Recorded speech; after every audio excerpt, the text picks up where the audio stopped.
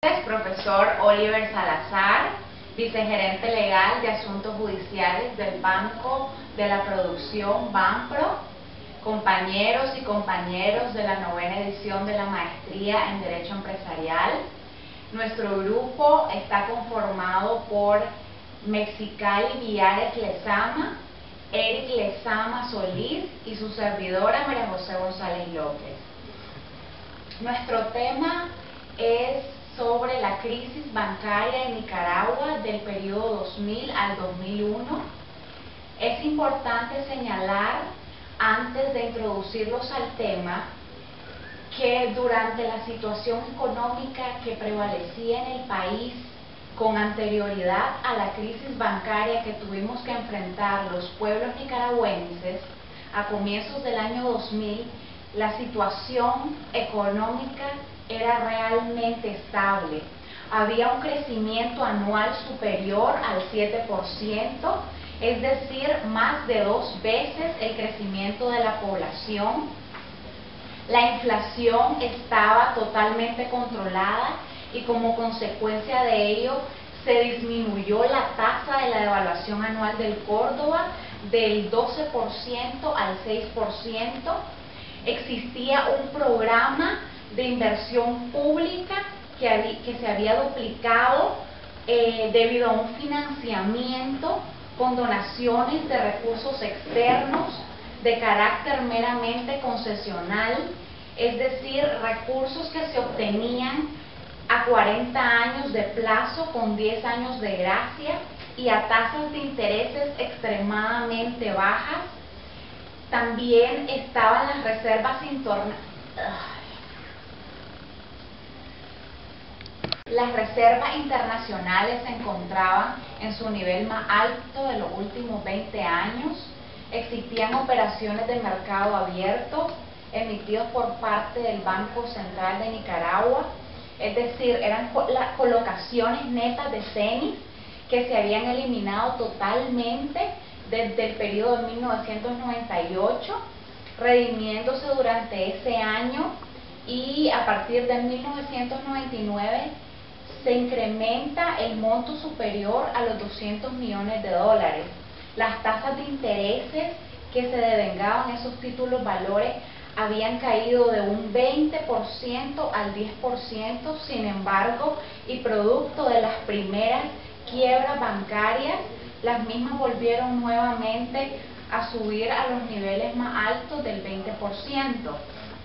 Finalmente, se estaba culminando con el proceso de condonación de la deuda externa, cuyos beneficios comenzaban a percibirse a partir de diciembre del año 2000, cuando desafortunadamente había un panorama económico excelente y se provocó esta enorme crisis bancaria que ocasionaba inmensas pérdidas de reservas internacionales, incrementaba sustancialmente el riesgo por parte del país, ¿verdad?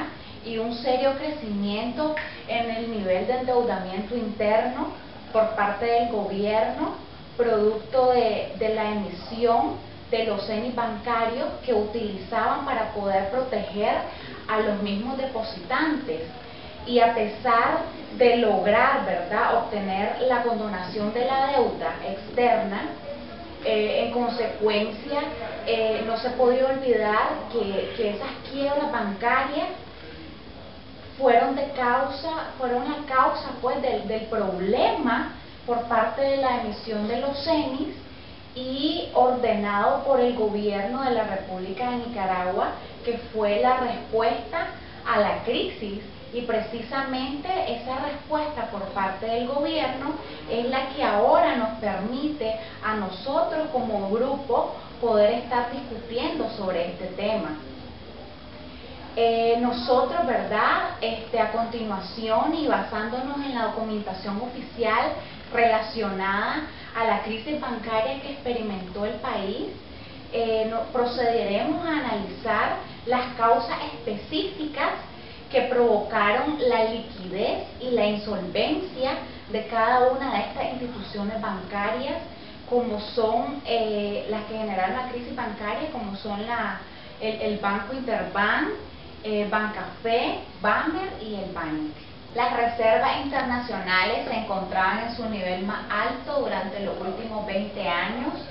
Existía también las llamadas operaciones bancarias abiertas por parte del Banco Central, es decir, las colocaciones netas de CENI desde el periodo 1998, redimiéndose durante ese año y a partir de 1999 un monto neto superior a los 200 millones de dólares.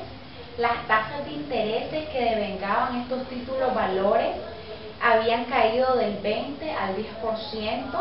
Sin embargo, y producto de las primeras quiebras bancarias, las mismas volvieron nuevamente a subir a los niveles más altos del 20%. Finalmente, se estaba culminando con el proceso de la condonación de la deuda externa, cuyos beneficios comenzaban a percibirse a partir de diciembre del 2000, cuando desafortunadamente se da la crisis bancaria que destruye totalmente este excelente panorama económico que existía, provocando una enorme pérdida de reservas internacionales y además incrementando sustancialmente el riesgo del país, ¿verdad? Provocando un serio crecimiento en el nivel de endeudamiento interno por parte del gobierno y producto de la emisión de los CENI bancarios que fue utilizado para proteger a los depositantes. A pesar de todo, se logró obtener las condiciones de la deuda externa.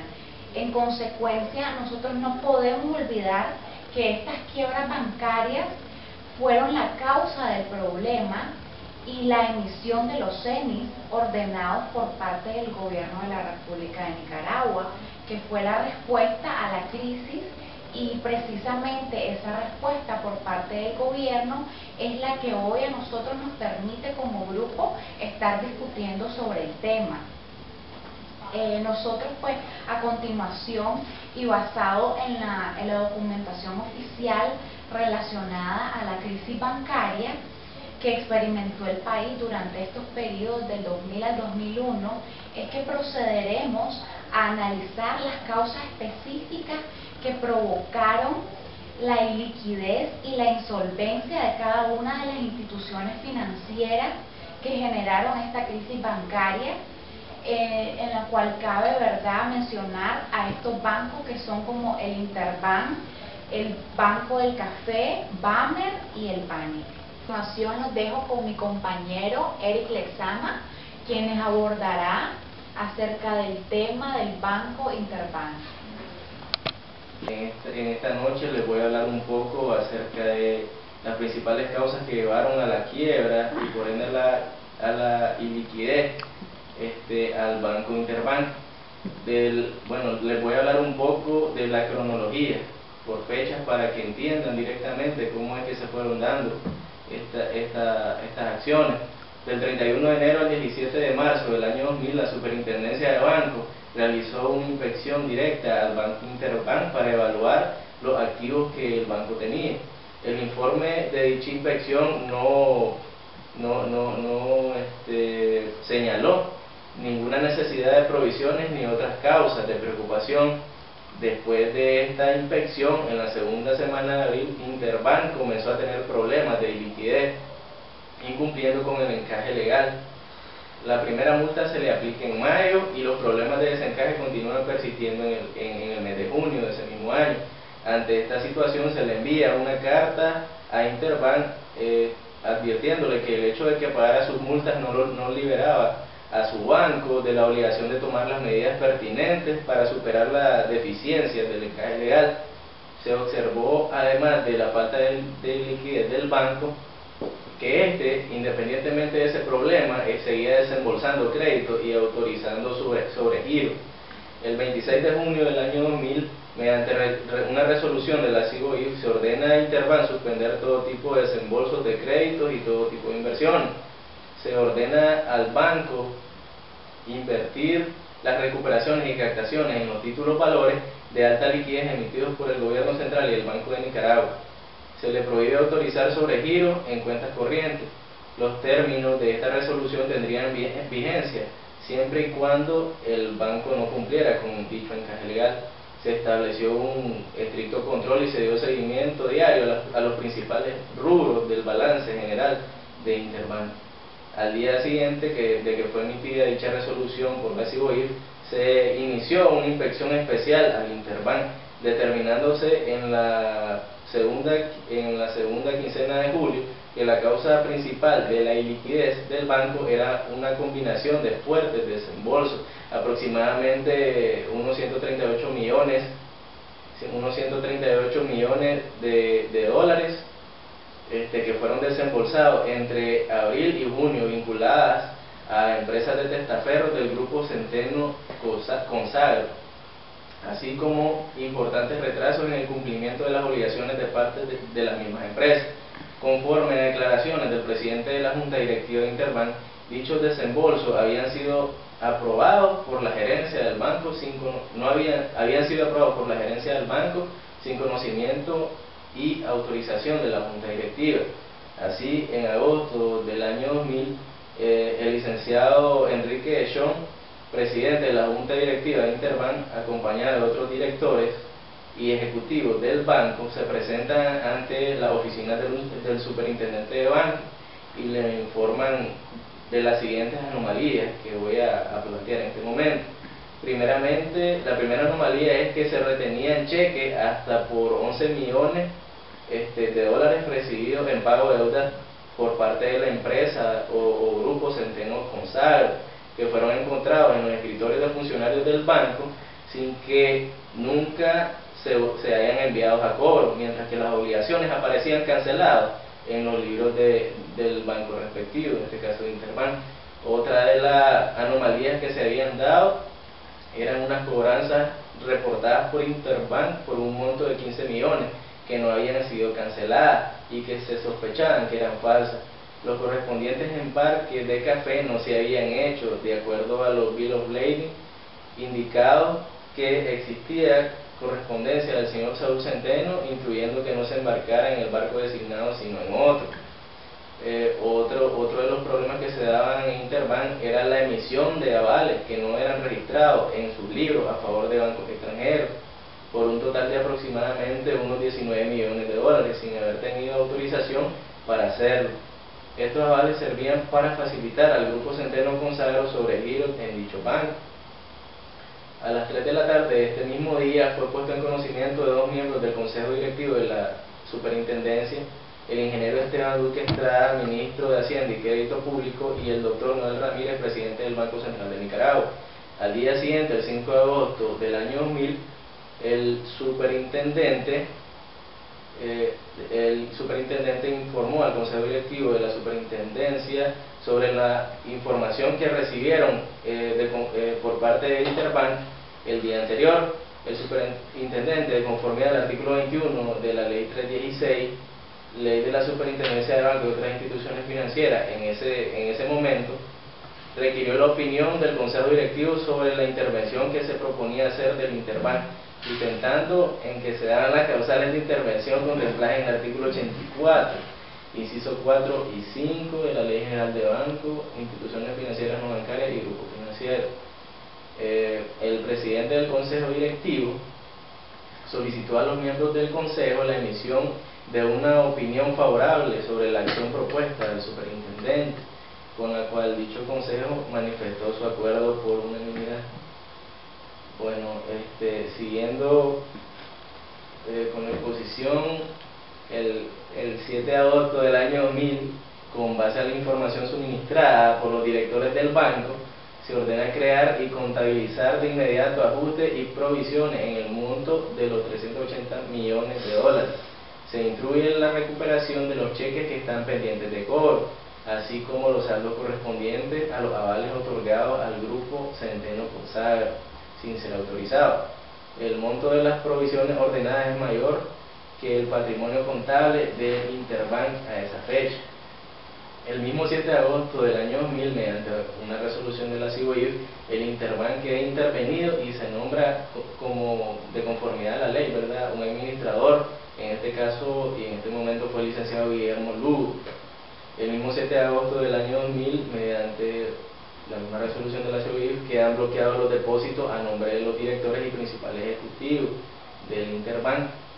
El mismo 7 de agosto del año 2000, en comunicado de prensa, el Banco Central de Nicaragua informa a Interbank que continuarán operando, que este banco continuará en sus operaciones con normalidad y contará con el respaldo del Banco Central de Nicaragua, pues el que se va a hacer cargo de garantizar los depósitos al público. El mismo 7 de agosto del año 2000, mediante un escrito, el superintendente pone en conocimiento al Procurador General de la República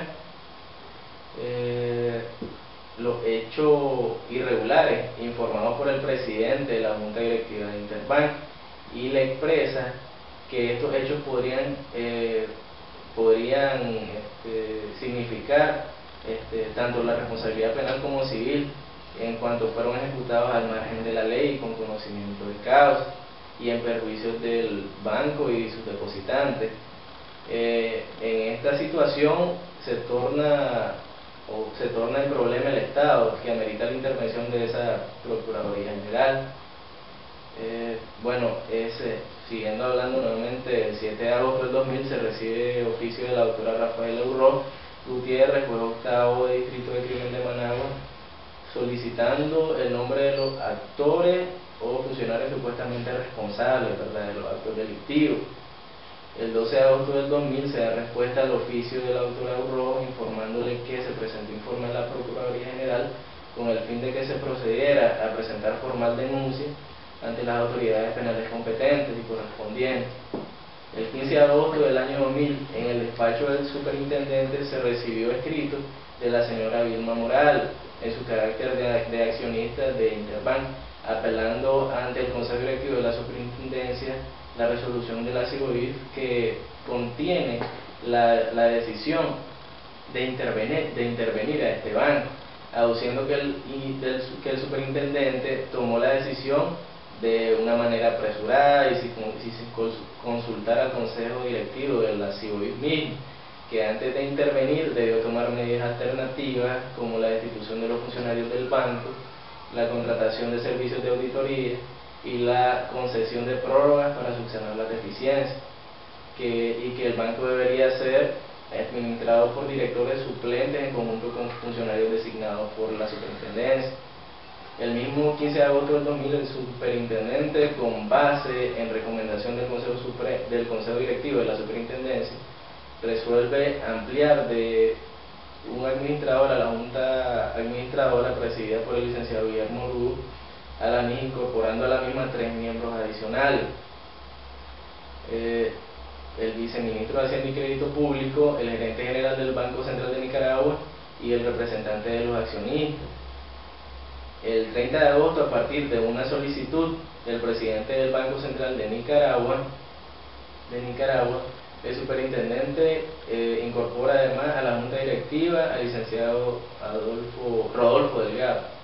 El 23 de agosto del año 2000 se emite una resolución por parte de la CIBOIF en la que se considera que, de acuerdo a los primeros resultados obtenidos luego de la inspección y por ende de la intervención comprendida entre el 7 y 18 de agosto, se encontraron situaciones irregulares adicionales. En primer lugar, tenemos préstamos otorgados por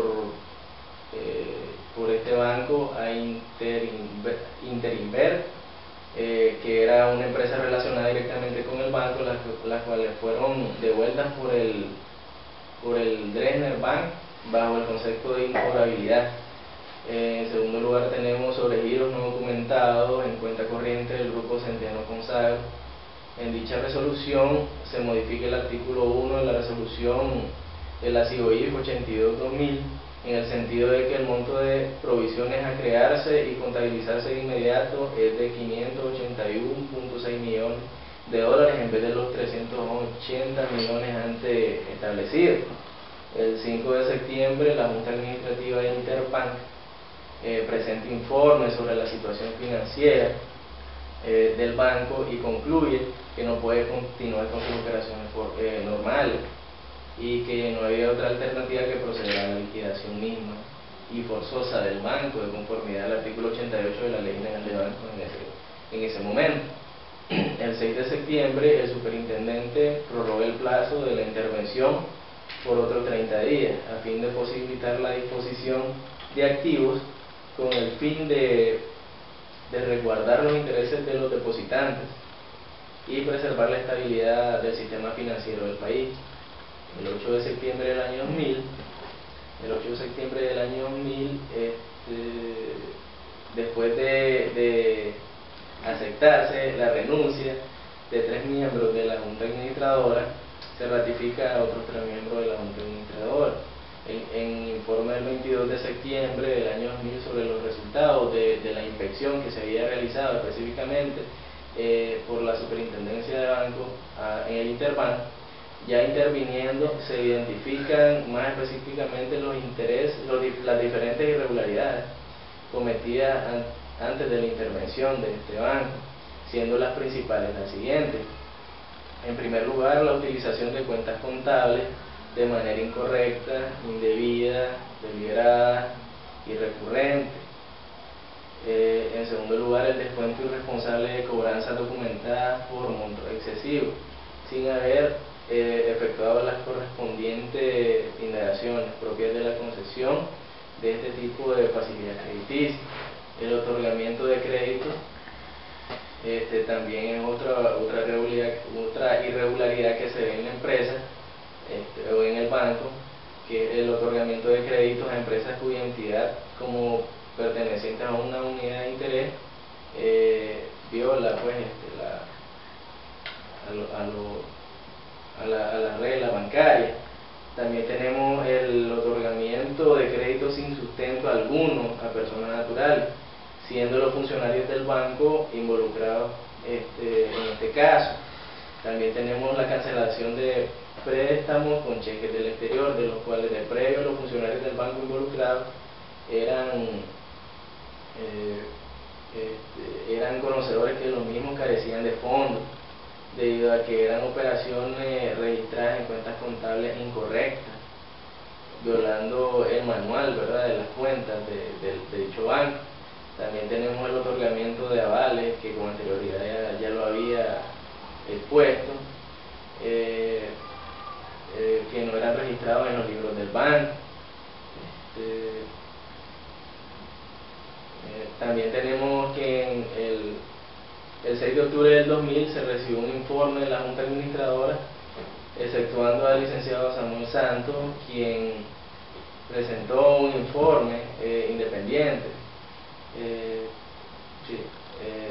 donde expresaba que el banco no tenía liquidez necesaria para operar normalmente, que su cartera de cobro se había deteriorado completamente, que tenía un endeudamiento masivo con el Banco Central de Nicaragua y que en estas condiciones debería de ser liquidado. El 8 de octubre del año 2000, el Consejo Directivo del Banco Central de Nicaragua, mediante resolución, aprueba las condiciones de garantía bajo las cuales se podría efectuar dicha transacción, estableciendo entre otros un plazo de 180 días prorrogables de común acuerdo por 90 días, para que el Banco Central y Banpro evaluaran el conjunto de los activos de Interbank a transferirse a Banpro, pues Banpro fue el único banco que se interesó de una forma absorber a Interbank. A partir del 9 de octubre del año 2000, la Junta Administradora procedió a implementar la venta de activos acordada con Banpro. Finalmente, en relación al tema de irregularidad y según el informe brindado por el presidente de la Junta Liquidadora en marzo del 2003 a la Comisión Especial Anticorrupción de la Asamblea Nacional, son las principales irregularidades que se observaron en las actuaciones bancarias de Interbank, las siguientes. En primer lugar, se contabilizaron aproximadamente unos 1.200 deudores ficticios, es decir, que no existían realmente, eran personas que habían sido inventadas por estas entidades bancarias para sacar crédito del banco. Se estima además de que se hipotecaron 450 propiedades falsas, inexistentes. Aproximadamente en estas hipotecas 50.000 manzanas de tierra fueron inventadas también. Y como Interbank también da créditos a los empresarios que cultivan café o que trabajan en este rubro, apareció en la contabilidad que aproximadamente un millón de quintales de café fueron inventados también, eran inexistentes. Y para terminar, una, diría yo, de las marañas más desproporcionadas en las que actuó el Interbank es que los mismos accionistas habían creado alrededor de 80 empresas, sociedades anónimas, y de esas 80 empresas, 35 de ellas trabajaban directamente con Interbank. Bueno, eso es prácticamente las principales causas por las cuales Interbank fue liquidado y por ende quebrado, pues, por su mismo funcionario. Gracias. En esta noche quisiera compartir con mi grupo los temas relacionados con la quiebra bancaria. En el caso particular de mi persona me tocó hablar sobre Bannick y Banex. En este momento voy a hablar acerca del caso Bannick. Después del triunfo de la revolución en el 79, durante una década de guerra y de bloqueos económicos, de inflaciones galopantes, de racionamiento, la banca nacional no se vio ajena a todas estas situaciones y transformaciones. En el caso del Bannick, que fue fundado en 1953, en 1979, producto de la Revolución Popular Sandinista, fue objeto de un procedimiento de nacionalización. Eso pasó con toda la banca nacional. Tenemos conocimiento de que de 28 instituciones financieras que operaban para antes de 1979, solo quedaron 4 trabajando después de esta fecha. Entre estas estaban el Banco Nacional de Desarrollo, el Banco de Crédito Popular, el Banco Nacional de Desarrollo y el Bannick, conocido antes del 79 como Banco Nicaragüense, pero conocido después como Banco Nicaragüense de Industria y Comercio. Ok, abrió su puerta, como les decía, al público en enero del 53.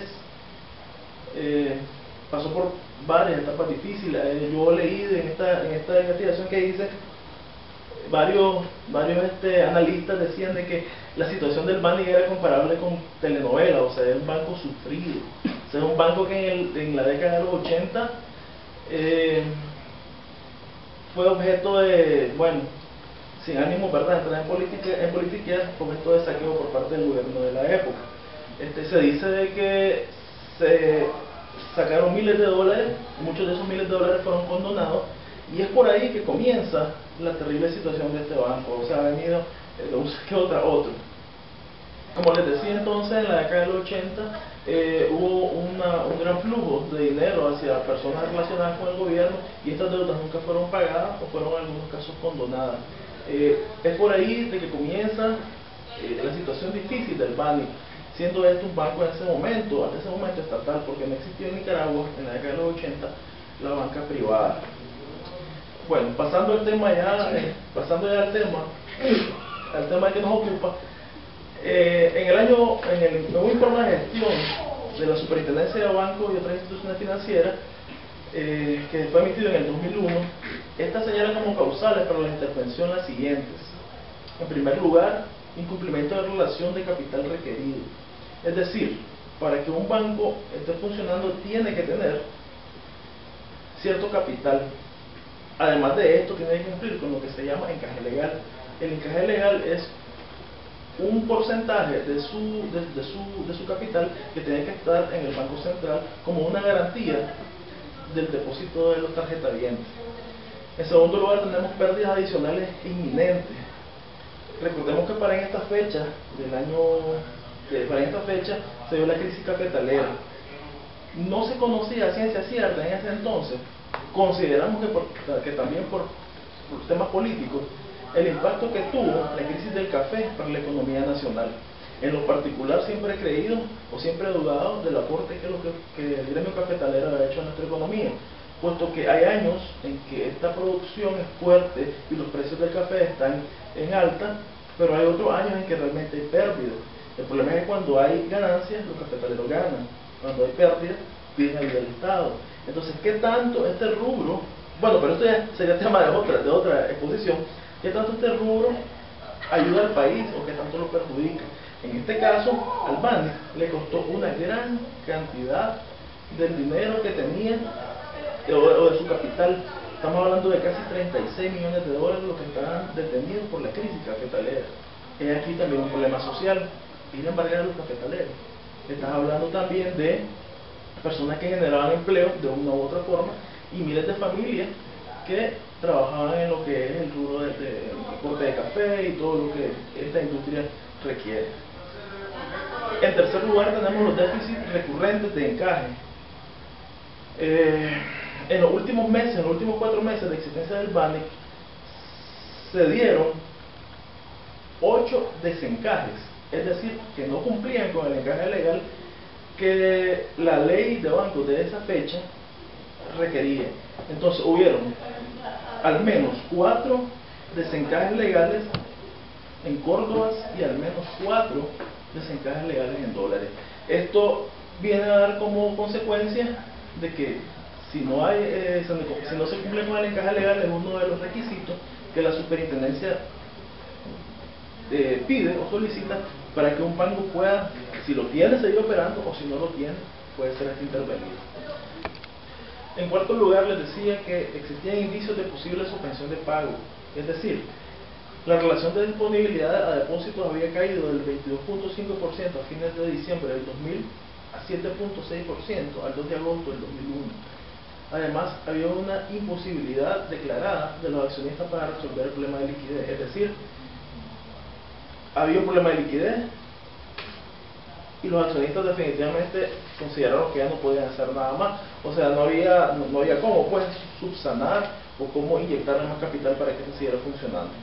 En quinto lugar, considerando las situaciones antes descritas y habiendo obtenido la opinión favorable y unánime del Consejo Directivo de la CIBOIF y de otras instituciones financieras mediante resoluciones que se dieron durante agosto del 2001, el superintendente resolvió intervenir el BANIC conforme a las facultades que le otorga el artículo 19 del inciso número 2 de la ley 316. Las causales anteriormente señaladas están contenidas en la ley 314, Ley General de Bancos.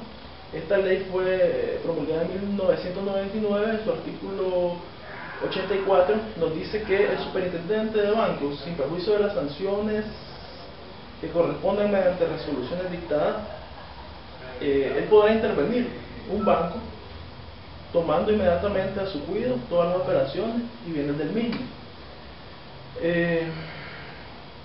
El inciso tercero dice: si el banco incumpliere su relación de capital requerido sin perjuicio de lo dispuesto en el último párrafo, este artículo incurre en pérdidas o incurriere en pérdidas que disminuyen su capital, el capital mínimo exigido por esta ley.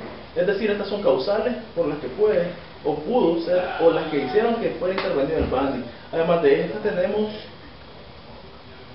que el banco incurrió en déficit de encaje legal. Ya les hablaba anteriormente de eso, que fue recurrente el problema del encaje legal. Se dieron indicios de estados de suspensión de pago, es decir, que ellos no podían, al no tener liquidez, no podían hacer los pagos que tenían con sus acreedores, como bancos, que tenían periódicamente acreedores. Es decir, todas estas situaciones que yo les he narrado, efectivamente, o con la concurrencia de solo una, pueden ser todas, pueden llevarnos a una intervención, o con solo que sea de una. Eso ya iba a ser pues, la decisión de la superintendencia, ellos lo iban a valorar. Entonces, vemos claramente pues, que el BANIC incurrió en todos estos casos, pero la pregunta del millón es, a ver, todo esto pasó, pero ¿qué factores nos llevaron hasta este derrotero. Vemos claramente entonces que el Banning incurrió en los casos que habíamos hablado que pueden llevar a una intervención, pero la pregunta del millón es ¿qué factores nos hicieron llegar hasta ahí? Después de haber leído y analizado, consideramos en primer lugar el uso y abuso desmedido de los créditos durante los gobiernos de turno. Ya les hablaba de lo que pasó durante el gobierno sandinista, pero eso no paró ahí. En los siguientes gobiernos neoliberales, o liberales, pues, se dio lo mismo. Habían préstamos otorgados por directivos del Banning hacia funcionarios de alto nivel. Vemos préstamos anómalos que se dieron con garantías que en primer lugar o no existían o eran sobrevaloradas, o se hacían préstamos sobre esa garantía que ni siquiera cubría el primer préstamo. En segundo lugar podemos ver la aguda crisis que enfrentó la producción cafetera. Ya les hablaba al principio de esto.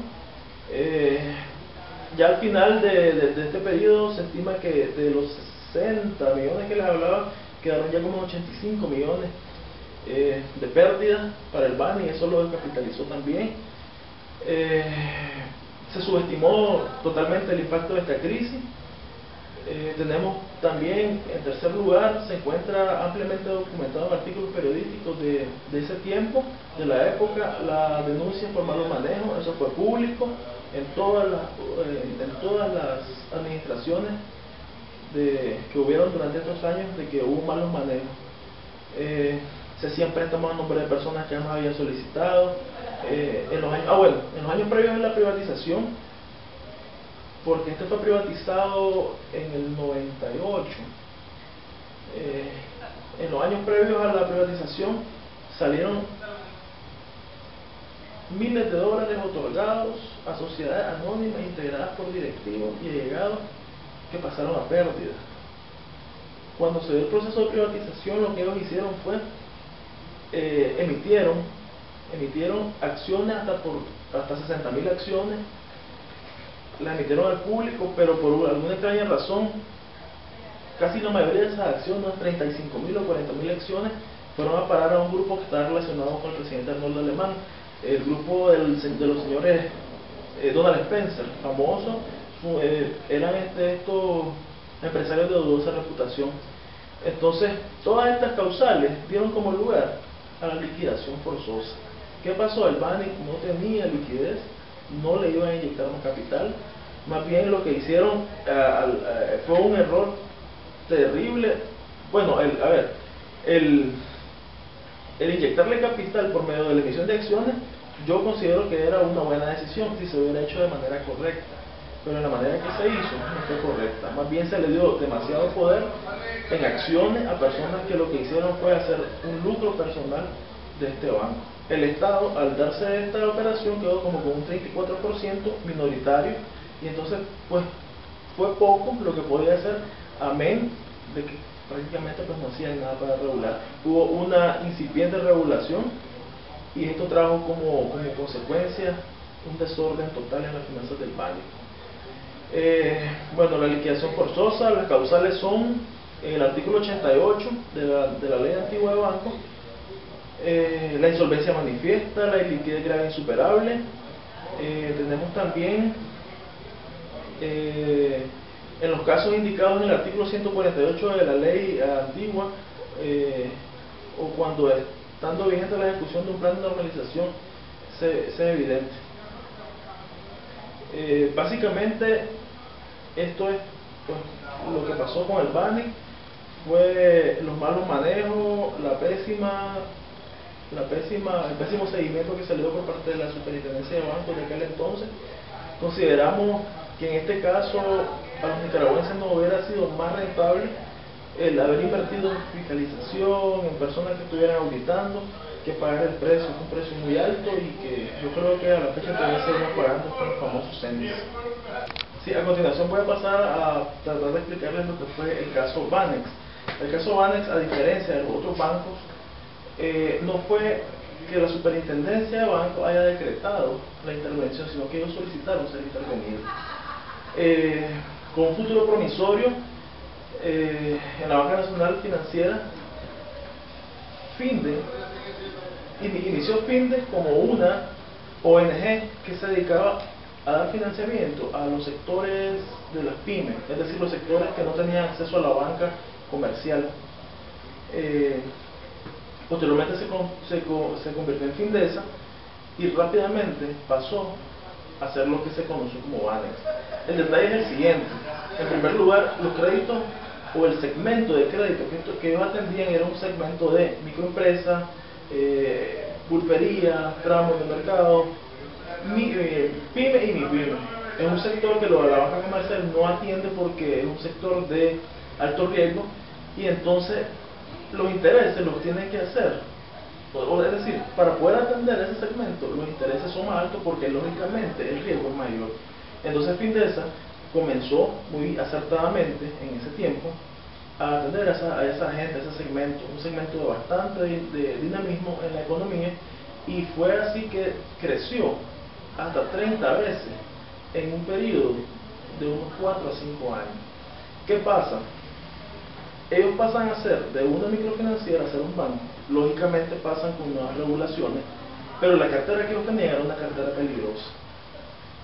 Entonces crecen demasiado rápido, no logran controlar ese crecimiento, y también se les hace difícil controlar, llevar un buen gobierno corporativo, que es precisamente lo que hablábamos en clase la última vez con el doctor Salazar, acerca de todos los procedimientos que se tienen que dar, que se tienen que llevar, y todas las normas que se tienen que aplicar para el buen funcionamiento de los créditos.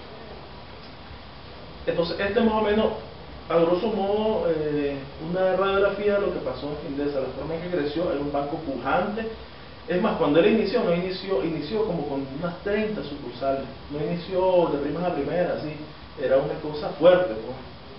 Por eso es que cuando él quiebra, pues, los nicaragüenses cuando están muy extrañados. Las causas de la quiebra puntualmente de Banex son las siguientes. En primer lugar, un crecimiento desmedido y poco controlado. El crecimiento en la banca, pues lógicamente es bueno, pero tiene que ser controlado, tiene que ser administrado y tiene que ser, pues, bien llevado. En segundo lugar, podemos decir que la crisis bancaria norteamericana afectó grandemente a este banco. Coincidió casi con el lanzamiento que hicieron como banco, entonces esto los afectó bastante porque hubo una recesión mundial, a nivel mundial, que pues detuvo un poco las economías. Y un fenómeno que fue nacional, que los afectó grandemente, fue el movimiento no pago. El movimiento no pago, liderado por productores del centro de Nicaragua, por productores, habían ganaderos, y era principalmente un segmento que ellos atendían, que era su músculo, su parte fuerte, que era estas personas a quienes nadie les daba el crédito. Entonces Findesa pasa de ser un banco grande, fuerte, a ser un banco que de repente lo que tenía era un montón de propiedades embargadas, tenía un montón de cartera de crédito, o un alto porcentaje de cartera de crédito pegada porque pues no le pagaban, y esto les viene a quitar liquidez. Podemos decir entonces que esta entidad, al quedarse sin recursos frescos, acumuló propiedades embargadas de cuentavientes morosos, y esto convirtió a Banex a partir del 2009 en un banco, pues, en peligro de desaparecer. ¿Qué pasa? Por parte de la Junta Directiva de Banex logran detectar la situación, le inyectan capital, ese no fue suficiente, y definitivamente ellos decidieron no seguir inyectando porque ya era algo, pues, insalvable. Solicitan la intervención por la superintendencia y se realizó la liquidación forzosa. Se dio y se hizo los pagos, todo en forma. Ya cabe mencionar que ya fue esto con la ley nueva de la superintendencia de bancos. ¿Cuál es el número de la ley? El número de la ley de la superintendencia. Ok, con la ley nueva que empezó a funcionar después de la quiebra bancaria del 2001. Entonces, fue un caso diferente, no hubo... 516, si no me equivoco. Fue diferente al caso de Banex, fue diferente al caso de Interbank, que eso fue como de película. Pero sí caemos a lo mismo, y hay factores hay factores que están presentes en todas las quiebras bancarias, y es la falta, número uno, la falta de fiscalización. No hubo un buen gobierno corporativo, consideramos, igual en todos los otros casos. No se siguieron los procedimientos que establece la ley para el aprobar créditos seguros, y consideramos que eso fue lo que pasó en general en todos los casos, con la ley anterior de la Superintendencia de Bancos y con la ley nueva de la Superintendencia de Bancos. Yo les voy a hablar acerca del caso del Banco del Café. Bueno, una de las mejores descripciones de cómo este banco fue llevado a la iliquidez y a la quiebra fue brindada por declaraciones expresadas del propio presidente del Banco del Café en ese entonces, Francisco Mayorga, ¿verdad?, quien el 28 de noviembre del año 2000 ante el juez cuarto de distrito de lo civil y mercantil del departamento de Managua, y luego el 8 de enero del año 2001 ante el Tribunal de Apelaciones de Managua, manifestó que tanto la cartera de microempresas como la tarjeta de crédito comercial registraron un alza brusca a la mayor de 90 días, ¿verdad?, de menos el 10% en los años anteriores, a más del 35% en el año 1999. Aún con la tarjeta Visa y a medianos empresarios sufrió un aumento de una mora del 8%, cerca del 20%, o sea que eso se tradujo a un deterioro mayor de la cartera de préstamos del Banco del Café, y consecuentemente pues estas reservas por carteras malas afectaron el capital y la solvencia del banco mismo. Es importante también mencionar la confianza del público. Se comenzó a desmoronar porque ya no creían en esa rentabilidad crediticia. Había una situación de liquidez que se había vuelto muy grave, porque existían retiros de depósitos que fueron drenados semana tras semana por esta misma liquidez, ¿verdad?, acercándose pues a un momento de cesación de pago. No era viable pedir más capital a los accionistas mientras la cartera permanecía débil y la rentabilidad no permitía ni siquiera pensar en ofrecer dividendos. La quiebra del Banco del Café le costó pues al pueblo nicaragüense más de 80 millones de dólares, según pues los documentos oficiales que fueron publicados por la Superintendencia del Banco del Café, que llegó a esta situación debido a las siguientes irregularidades cometidas por algunos directores y parte de sus accionistas, que violaron lo establecido en ese entonces de la Ley de Superintendencia de Bancos a la Ley General de Banco y las disposiciones que, de acuerdo a su propia ley, emitían la propia superintendencia. O sea, habían préstamos aparte relacionados, es decir, préstamos que muchos de los mismos accionistas y directores del banco ya fueran directamente en su carácter personal o por medio de las que eran accionistas, o incluso utilizando a terceros para no aparecer en dichas operaciones, pues. Y también se dio una concentración de préstamos a un mismo grupo pues económico. Por ejemplo, estaba el grupo del caso Centeno Conagra, al que habían otorgado un monto de 12 millones de dólares, que representaba más del 100% del capital del banco, lo que violaba el artículo 50 de la Ley General de Banco, que establecía un límite de un 30%. Además, existían préstamos a deudores ficticios.